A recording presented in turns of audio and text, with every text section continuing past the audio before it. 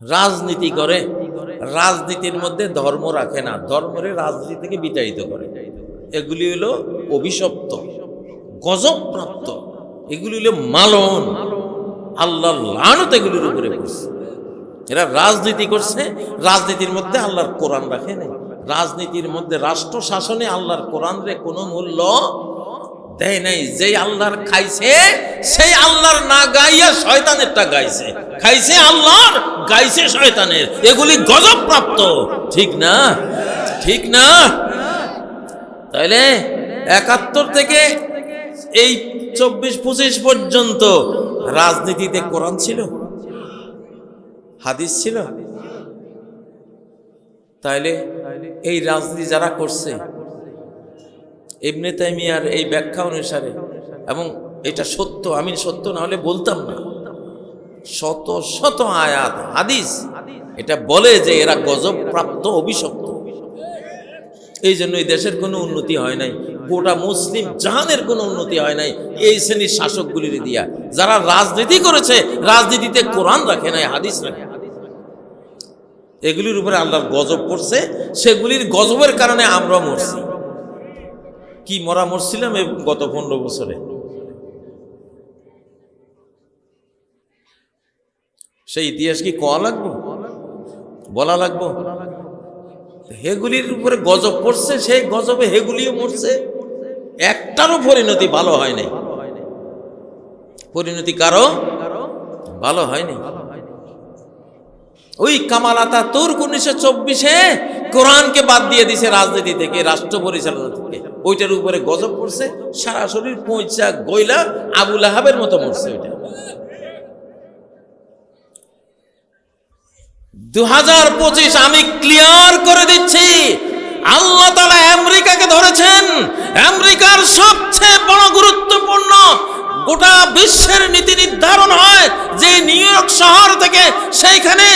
সেইখানে জাহরান মামদানি একজন মুসলিম সন্তানকে তুলে দিয়েছেন, বুঝিয়ে দিয়েছেন তেড়িবেড়ি করবি না, এই শতাব্দী আমার কোরআনের, আমার ইসলামের, আমার অনুগত মুসলিম উম্মার এই শতাব্দী আমি তাদের উপহার দিয়েছি। ঠিক না বে ঠিক? তেড়া বাঁকা সব সোজা হইয়া যাও, না হলে আল্লাহ সোজা করতে জানে না, কি জানে না? ফেরাউনরে মাইরা শুটকি বানাই দিয়েছে আল্লাহ। ফেরাউনের শুটকি পাওয়া যায়, বাংলাদেশে তো মাছের শুটকি পাওয়া যায়, মিশরে কি পাওয়া যায়? ফেরাউনের শুটকি আছে না, ওই যে মমি, লাশের শুটকি বানাইছে। মাছের শুকাইলে শুটকি হয়, ফেরাউনের শুকাইয়া ওইটা তো মানব শুটকি। ওটা কি মানব শুটকি বানাই দিছে। আল্লাহ পারেন নাকি পারেন না? আল্লাহ বলছেন লিতাকুনা লিমান খালফাকা আয়া। ও ফেরাউন, তোরে আমি শুটকি বানাইলাম, তোরে আমি তোর লাশ জমিনে অক্ষত রেখে দিলাম, যেন কিয়ামতের আগে যারা রাজনীতি করবে, রাজনীতি থেকে আমার সংবিধান বিতাড়িত করবে। তোরে যেমন মেরেছি, তুই বলেছিলি আনা রব্বুকুমুল আলা, আমি তোদের সবচেয়ে বড় রব, আমি আইন দেব, আমি বিধান দেব, আমার বিধানে তোরা চলতে হবে। তুই এই দাবি করেছিলি, তোরে মেরে আমি মমি বানিয়ে, শুটকি বানিয়ে পিরামিডে রেখে দিয়েছি। ঠিক তোর মতো মারব। সে যেমন আমার ইসলামের শতাব্দী যখন আসবে, আমার ইসলামিক যুগ যখন আসবে, তখন যারা আমার কোরআনকে রাজনীতি থেকে তখনও বাদ দেওয়ার চক্রান্ত করবে, ওগুলিকে তোর মতো মেরে আমি শুটকি বানিয়ে দেব। লিল্লাহে তাকবীর, লিল্লাহে তাকবীর।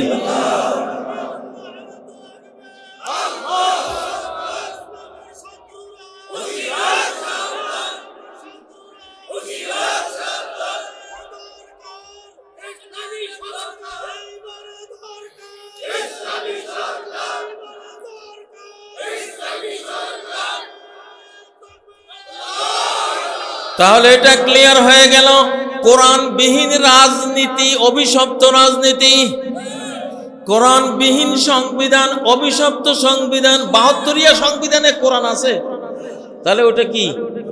অভিশপ্ত। ওটা কি? অভিশপ্ত। এই অভিশপ্ত জিনিস ছুঁড়ে ফেলে দাও বঙ্গোপসাগরে, এটা আমরা চাই না। এই ইন্টারিম গভর্নর, বিপ্লবী গভর্নর, বিপ্লবী সরকার, এটা বিপ্লবী সরকার, এটা আমাদের সরকার। 15 বছরে 3 বার ভোট দিতে পারতাম। কয়বার? 3 বারে ভোট দিয়ে 3টা সরকার বানাইতাম। 3টা সরকার বানাইতে পারি নাই। 3 বারের ভোট একসাথ করে, 3 বারের সব গণভোট একসাথ করে 2024-এর 5ই আগস্ট থেকে 8ই আগস্টের মধ্যে 3 বারের ভোট একবারে দিয়েছি ইউনূস সরকার। ঠিক না? ঠিক না? কি মানতে কষ্ট হয়? 3 বারে যা পারি নাই একবারে তা পারি ফেলাইছি। ঠিক না? তাহলে এই সরকার কি দুর্বল? এটা কি নির্বাচিত সরকার না? এর চেয়ে বড় নির্বাচিত সরকার বাংলাদেশে কখনো আসে নাই। সরকারকে তার পাওয়ার বুঝতে হবে, সরকারকে তার ক্ষমতা বুঝতে হবে। সংস্কারের আগে কোনো নির্বাচন নাই, সংস্কারের আগে কোনো নির্বাচন নাই। পেটে পায়খানা রাখি কিসের নামাজ? পেটে পায়খানা রাখি নামাজ জায়েজ আছে নি? ওরে মুসল্লিরে প্রেসার দিতে আছে পেশাব পায়খানা। হে যে আল্লাহু আকবার দিলে নবীজি বলছেন যাও, আলা ওয়াহুয়া ইউদাফিহুল লাখবাসান, 2 খবিস জিনিস পেশাব পায়খানা তোমারে প্রেসার দিতেছে, এই অবস্থায় তুমি নামাজ পড়তে পারো না, অধিকার নাই। আগে সংস্কার করো, পেট সংস্কার করো। আগে কি? আগে আগে টয়লেটে যাও, ঠিক না? ওয়াশরুমে গিয়ে সংস্কার করো, নিজে সংস্কার হও, পরিষ্কার হও, পরিষ্কার করে তারপরে ওযু করো, তারপরে আল্লাহু আকবার নামাজ পড়ো। ঠিক না? ঠিক। তাহলে আগে কি? সংস্কার, তারপরে হলো বোটাবুটি। মানেন তো? এটা তো ইসলামী কায়দা, ইসলামী কায়দা। একখান লোহার প্লেট রং লাগাবেন বা একটা বিল্ডিং এ চুনকাম করবেন, চুন লাগাবেন, আগে কি করেন? আগে চুন লাগান, পরে সিরিজ কাগজ দিয়া ঘষেন, এরকম করে আগে ঘষেন। ঠিক না?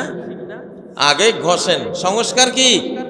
আগে সংস্কার, আগে। চোর বাটফার ভোট চোর, ভারতের দালাল, যেগুলি বাংলাদেশকে ভারতের ভিতরে গিয়ে কলোনি রাষ্ট্র বানায় দিছে, এই সব চোর বাটফার থাকতে যদি আরেকটা নির্বাচন করেন, ওই ফলাফল, ওই যে সুটকি সেই বেগুন। ঠিক না? ঠিক। ওই যে ফাঁসিবাদ সেই ফাঁসিবাদ। সেই জন্যই এত নির্বাচন করে। থামেন, নির্বাচনের এখন দরকার নাই, আগে সংস্কার হবে। ঠিক না? ঠিক। ঠিক না? ঠিক। আমরা নির্বাচন চাই, এমন এক নির্বাচন বিশ্ব ইতিহাসে যার জুড়ি মিলবে না, বিশ্ব ইতিহাসে যে নির্বাচনের এক্সাম্পল মিলবে না। এত সুন্দর, ন্যায়ানক এবং প্রত্যেক নাগরিক তার অধিকার একেবারে সুন্দর মতো দিয়ে সে একজন নেতা নির্বাচন করবে, এইরকম একটা নির্বাচন কারা চান? কারা চান? হাত তোলেন। কারা চান? লিল্লাহে তাকবীর, লিল্লাহে তাকবীর। হাত নামান। ও ভাইরা, শয়তানির যুগ শেষ, শয়তানির যুগ শেষ। ভালো হও, ভালো না হলে আসমানের মায়ের রেডি আছে। আমি মানুষের মায়ের হুমকি দিই না, আমি আকাশের মায়ের হুমকি দিই, কেন আমি জানি